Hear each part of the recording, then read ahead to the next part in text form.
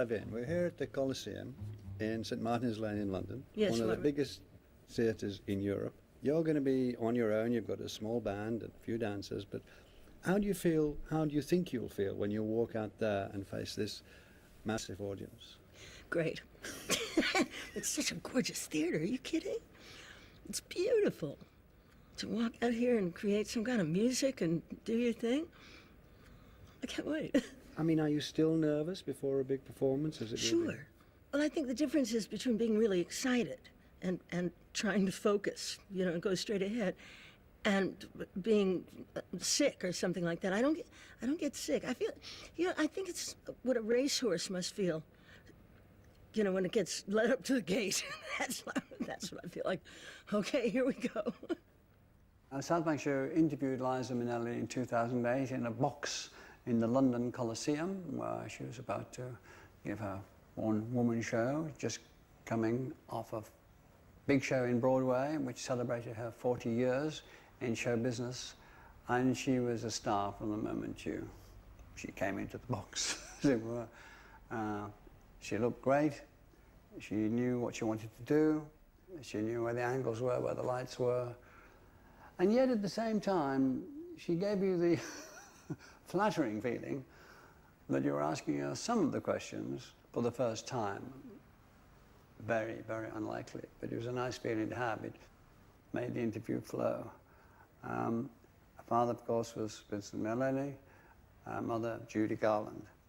Her father seems to have been a wonderful father, making the people who came to his house to watch the rushes or to watch films to see Tom and Jerry first for his daughter before they got on with this business of mere work. And her mother was this extraordinary person, Judy Garland. Liza has talked quite a bit about her mother and drugs and about consoling her mother, and very emphatically saying that this was not a bad time for her. She was a very good mother, and it was a good time for her. And that was what it was. Although her father said, Vincent said that Judy was the daughter and Liza was the mother on many occasions. When the curtain goes up or opens, what are you focusing on? What I want to do. And so you're focusing on inside your head? Oh, yes. You center yourself and let everything that has nothing to do with the stage go. You leave it at the side of the stage. And you go on and you do your job. My favorite part of anything is the rehearsal. Yeah. And I love figuring out how to make something work. So you learn your process as you go. You know, I never sing a song as myself anyway. Each song for me is a different character. So it's immediate. You're completely in the character. And immediacy is the thing that you fight for. So the basis of the singing is acting in a way? For me, yes. Yes. Fred Astaire said, if there's such a thing as Hollywood royalty, then you were the crown princess. Now, thank you. Royalty has its extraordinariness, and it also has its difficulties. Did it throw up difficulties? Not really, because I live next door to Lana Turner's daughter. You know, I live next door to Greta Garbo's niece. I mean, everybody who was there, their parents were famous. But because everybody was famous, it didn't really affect you as a child. You just, you know, we weren't spoiled. We were on schedule. We grew up on schedule. You got up, you had breakfast with your parents, they went to work, you went to school. You came home, or like in my case, I'd go to the studio after school to visit my father and mother. And then my mom would go home, and I'd wait for my father with the rushes, with the daily, which is the daily footage that was shot before. I'd get to see that.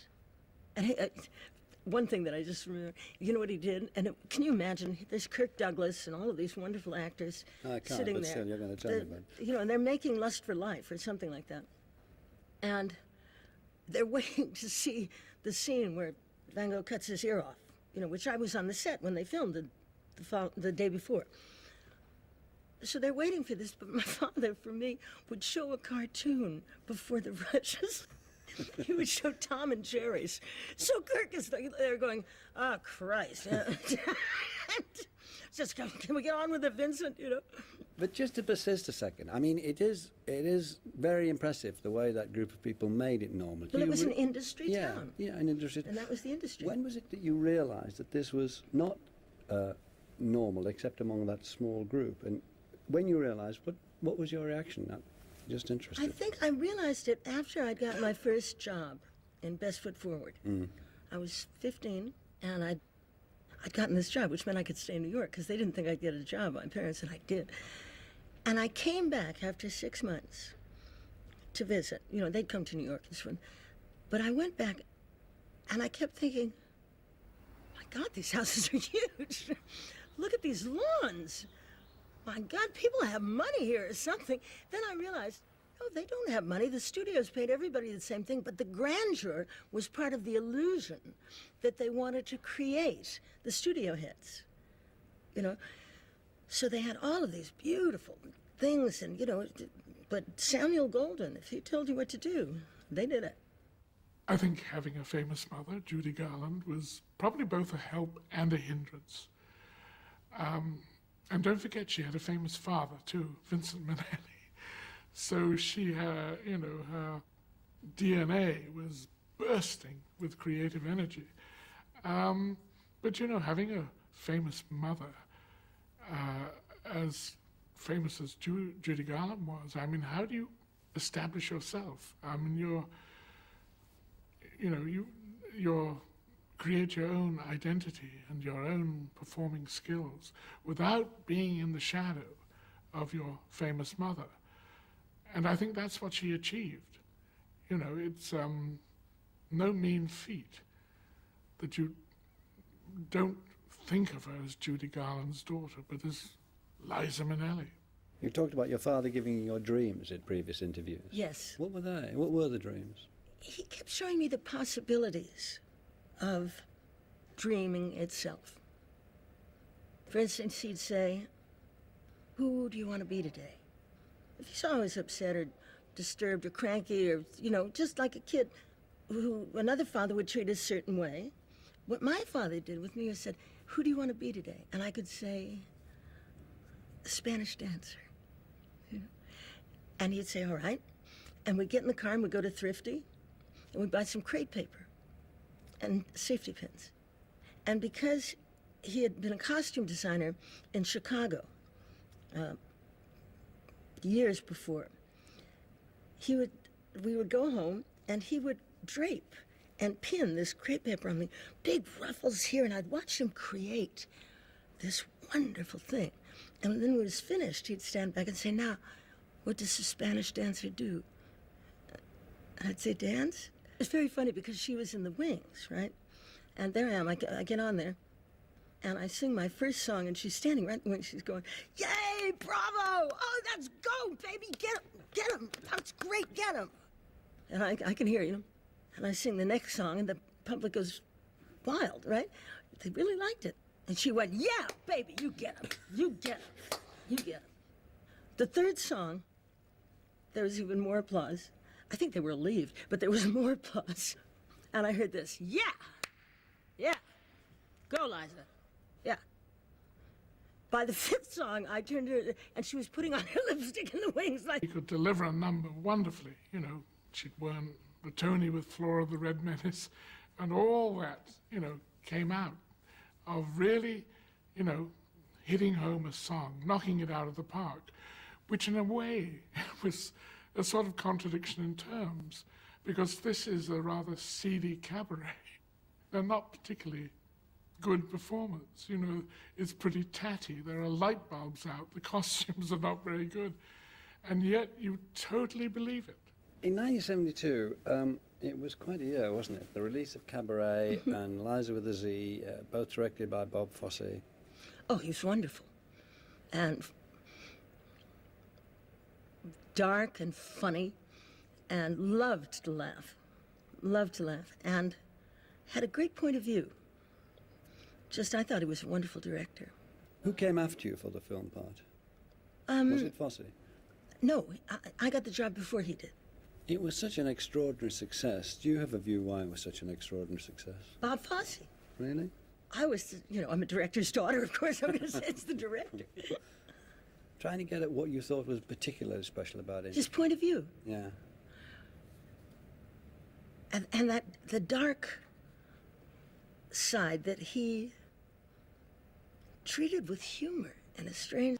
We had one wonderful scene right at the end of, it's the last shot of standing under a bridge in Berlin and screaming out. It really was, you know, to be with her and to yell one's head off was a wonderful affirmation of a partnership, which we enjoyed all the way through. After her prize performances of 1972, Liza Minnelli went on to star in Martin Scorsese's movie, New York, New York. We had wonderful times on the set. And when my father came to visit, Marty was up there on this big crane, right? And somebody said something to him on his earphone, and he said, "Get me down!" And he got down, and he said, wait a minute. And I thought I'd done something wrong. So I went, what did I do? You want me to do that again? He said, no, your father's coming on the set. And he ran into the men's room, put water on his hair, and combed his hair. And came out again looking 8 1/2. You know, really. And of everything that's happened to me, the thing I'm the proudest of is the music that's been written for me. The songs. You know, New York, New York. The World Goes Round, Cabaret, Maybe This Time. Liza with the Z, Ring Them Bells. I mean, these wonderful, wonderful songs. And they were written for me. You know, that floors me. She was an original from the get-go. And everybody knew it. And everybody talked about it. And you can't meet an arranger or anybody who's done any vocal work who wasn't influenced by Kay Thompson. And then when she did this nightclub act that we're doing, I'm not recreating it, but it's a tribute to kind of thing, you really see how fast and furious her work is and how much fun it is. But she believed in this tempo. Better get ready for the Jubilee time. You know, so we're off and running all the time. Just huge. Because she was funny, she was there, and she really picked up the ball. And boy, did she teach me how to sing. Nobody, after Kay worked with somebody who sang so much better than you'd sung before, because she had a way of showing you how to do it that was fun, and yet you learned something. I went home one day, and I said, Kay, I can't sing. I'm flatting and sharping. I don't know what's wrong. I don't know. I'm getting so frustrated. She said, to the piano. So we went to the piano, which she'd covered in red wrapping paper. It was very shiny red. And she said, hit this note and sing the word change. So she hit the note, and I went, change. She said, no, change. It's a kickoff. It's like kicking a football. Change, change, change. So I go, I said, change. And she worked with me on different words and different notes for a long time. And then she said, that's enough for today. And I went to change my clothes, to change my clothes to go out and have some dinner with her. And I suddenly thought of what she had said in this exercise that she had instructed me on. It was intellectually so interesting, and I hadn't thought of it because I'd been worrying about the notes. But the words that went with the notes were this: change the belief, and the symptoms change. Destroy the belief, and the symptoms disappear. Change the belief, and the symptoms change. Destroy the belief, and the symptoms disappear. She was looking at me really and saying, you're telling me you can't sing, and you believe that, and we're going to change that.